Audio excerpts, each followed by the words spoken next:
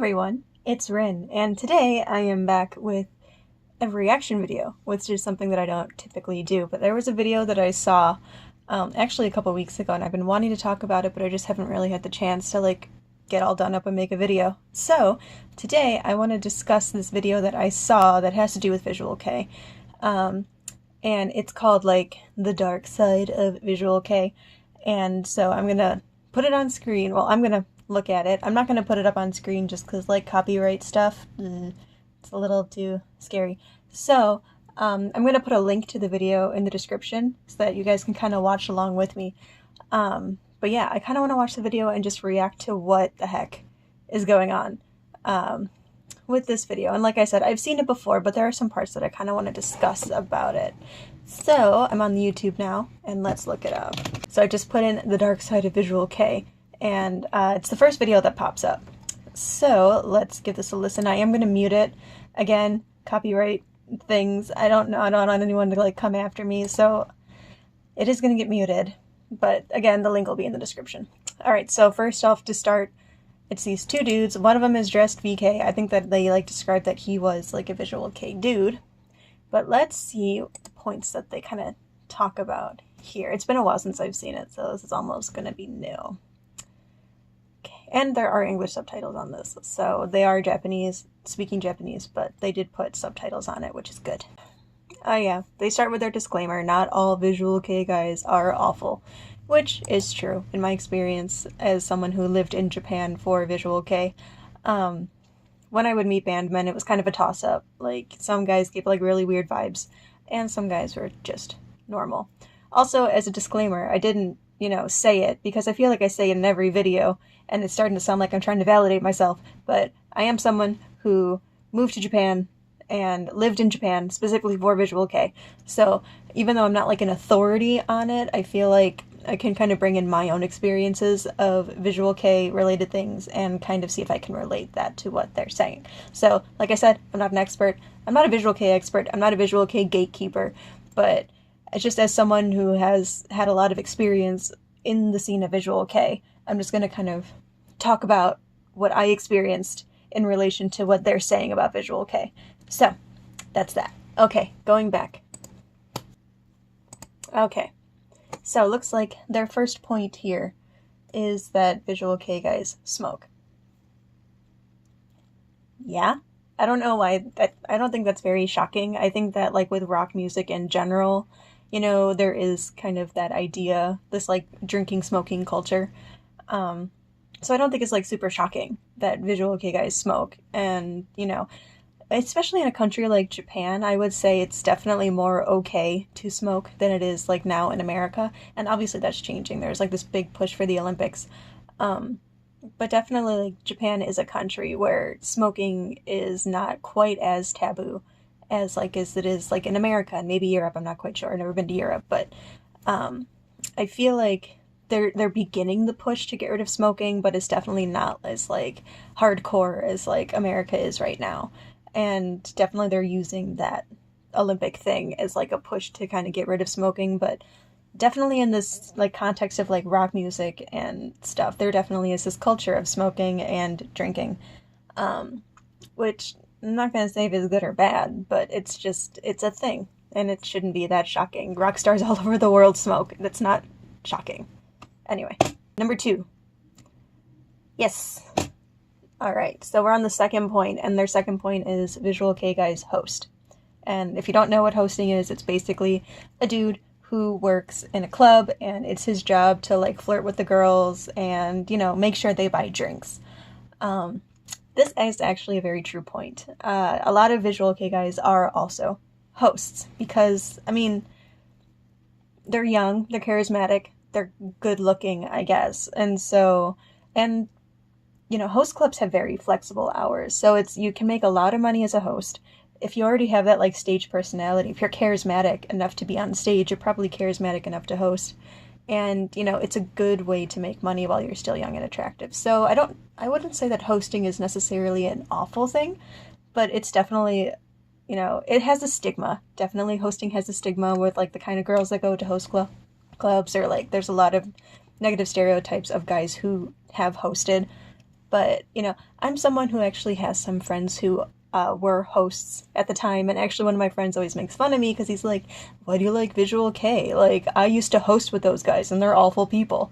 And, yeah, it's true. Some Visual K guys, they're not the best people. But the way that I see it, I mean, if you're young and you're attractive and you have that stage personality and you're in a band and you need flexible hours, I think that hosting is kind of like a good fit. Like either you're going to work at a convenience store or you can be a host. And, I wouldn't, make your money. Like, okay, fine, you're a host. You can have like a lot of money.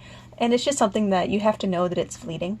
But I mean, it's not a shock that some Visual K guys are hosts. I mean, a lot of the scummy, like, live houses are in Kabukicho, and that's where, like, all the hosts are, too. So it's like, you play in Tokyo. That's what my friend always said. He played in Tokyo, where he was a host, and he worked here, and he worked there, and he was making all of his money, and he had, like, this nice, place to live in the middle of, like, Ikebukuro. Like, I don't know. I don't see anything wrong with being a host, necessarily, in theory. But, some people do take it too far. But that's kind of a topic for another video. But yeah, it's not a shocker. A lot of Visual K guys are hosts. I mean, even if you go to, like, Kabukicho and you look at the signs of, like, all the host clubs, like, those hosts, they look like bandmen.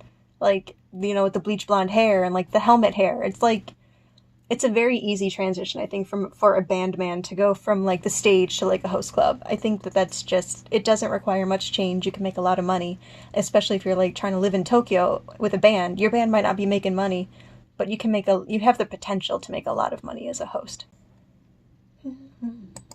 Singing about prostitute girlfriends. I mean, it's rock. It's rock music. I mean, okay, so if your band man is singing... If your favorite band is singing a song about, like, their prostitute girlfriend, I don't see that being as different as, like, let's say, like, Motley Crue is singing about strippers. Like, just in general, like, rock music is this, like, nightlife thing when you're it's sex, drugs, rock and roll. So, like, sure, your favorite Visual K artist is singing about a prostitute, but, like, who's to say that, like, Western rock bands haven't done that? I can't think of any examples off the top of my head, and I don't want to compare, like, strippers to prostitutes, but, like, there is that kind of theme of, like, sex, drugs, and rock and roll. That's what they're going to be singing about, and that's not all that they're singing about, but, it happens. Do I think it's right? I don't know. Rock music can be a little bit misogynistic, and that's problematic. But, singing about women is not a new thing in rock music. So... Okay, your bandman singing about his Kyabakura girlfriend. It's I don't know. I don't see anything super crazy, like, dark about that. Like the dark side of Visual K. That's like rock music. Plastic surgery. Okay. Again, I'm not feeling like all, like, super duper dark elements off of this. It's mostly just like, oh, a lot of them get plastic surgery, but I mean, that happens in all genres of music. K-pop people get plastic surgery, like American pop stars get plastic surgery. Like, I don't see that as being, like, a dark side of Visual K. That's just kind of like the music industry in general. So I don't really see an issue with that necessarily. Anyway, number 4. Oh. Number 4. They're talking about the thing that I generally try to avoid as much as possible, and that's Tanuki, which is, like, it's like a 4chan forum, but a lot of, like, for Visual K. And so people talk about gross things on there, and I just try to avoid it altogether. But, I mean, it exists, and forums are a thing that exist everywhere. I mean, at least it's a good place for people to connect. Whether or not that's, fans yelling at each other or, bandmen trying to pick up their fans, it's a place people can talk about Visual K. I don't know. I'm not a big Tanuki person. I don't go on Tanuki. I don't think it's weird just to me as a fan. I don't want to see, like, nude pics of bandmen, and I have feelings about Tanuki. First of all, so that is one dark side of Visual K, I guess. But I feel like that's a lot to do with, like, the fandoms, too. It's like, it's not like, yeah, sure, bandmen will like go on there sometimes, but then you also have like fans that like pretend to be bandmen and then like start rumors, and it's just a rumor mill. And so I guess that is kind of a dark side, is if you go onto Tanuki, you're just going to be exposed to just awful, awful rumors. I don't know. Tanuki, it's a thing. It's the internet.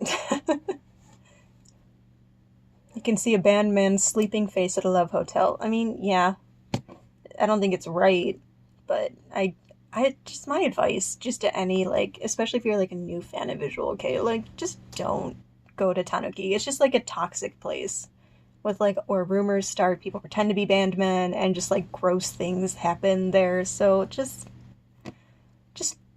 don't go to Tanuki. Just don't. Just avoid it. Okay. Anyway. Okay. Number, what are we on? 5? Have you ever heard of Tsunagari?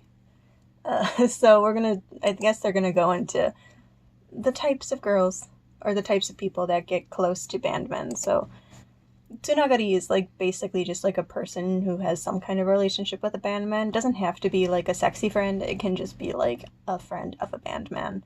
I mean, I don't know. I never really got into this. I don't think that I'm like a Tsunagari of like any bandman, mostly because I don't talk to people when I go to lives because I'm incredibly shy. But just, I don't know. Sure, I mean, all bands have I wouldn't say they're groupies, but like, what's the big deal about being a friend with a bandman? I don't know. It starts a lot of drama, especially over on that Tanuki thread with like Tsunagari and stuff. But just a Tsunagari is basically a person who has a relationship with a bandman. Could be sexual, doesn't necessarily have to be. It can just be like a cool person who a bandman like knows. It doesn't need to be as dramatic as people are making it. Alright, number 6. Now you know the meaning of Tsunagari. Next. Okay. I think they're okay. The next one is mitsu. Now, mitsu is something that I do kind of have a problem with. So, like, okay, Tsunagari, a person who has like some kind of relationship with a bandman. But like for me, mitsu is gross. So basically, if you don't know, a mitsu is like a relationship. It's a person who like pays for attention from bandman. And again, this doesn't even have to be sexual. This is like the thing that kind of just grosses me out about some Visual Kei guys. Not every guy does this, not every band does this, but it's definitely something that grosses me out. Where a mitsu is someone who basically just pays for attention of a bandman. So it's like, okay, a line message every couple months, or it's like, oh, we're gonna like meet up for like 20 minutes and then give me money, put money in my bank account. Like, I think that it's so gross that like fans pay for attention from bandmen. That's just, to me, like, okay, I can't judge anyone, but I just think that, why would you buy? Clearly this person is only interested in you for the money that you're giving them. Like, it's so clear that, like, your only value to them is the money that you put in their bank account. And this is something that's definitely, I think, problematic. But this is also something I think that happens in a lot of other music genres. Like, I don't think that it's exclusively Visual Kei, but I feel like in Visual Kei it's the most well known. And I think that could go along with the fact that these are like pretty guys who also work as hosts. So like, they already have like that swarmy kind of idea to them. But I don't know, I do have issue with mitsu. That's all I'm gonna say. I mean, okay, number 7 is like bandmen like stealing from each other, like their catchbox or like equipment and stuff. I mean, I don't have any personal experience with it because I'm not a bandman, but I mean, I can see that happening. Not, nightlife stuff, sketchy stuff happens, things disappear. I think I have seen some stories about like some bandmen like quitting a band, but also like before they quit, taking a bunch of the equipment to sell, to take with them so they can have some money outside of the band. I've heard stories, but I've never experienced any of it firsthand because I'm not a bandman. But I guess it could happen. I could see that happening. I've heard, seen stories and stuff about it, so I could see that as a thing. Stealing and selling shit. Okay, so the next one is actually a really big entertainment problem, so I do want to address it, and that's the whole musicians going after underage girls. And this is kind of a topic that I didn't really want to talk about, which is kind of one of the reasons why I hesitated making this video. But I think it's important to talk about is, I mean, it's not exclusively visual kei. It happens in all industries, like entertainment industries. And I think that it's really, really gross. Of course, I'm 100% against it. That goes without saying. Like, it's disgusting.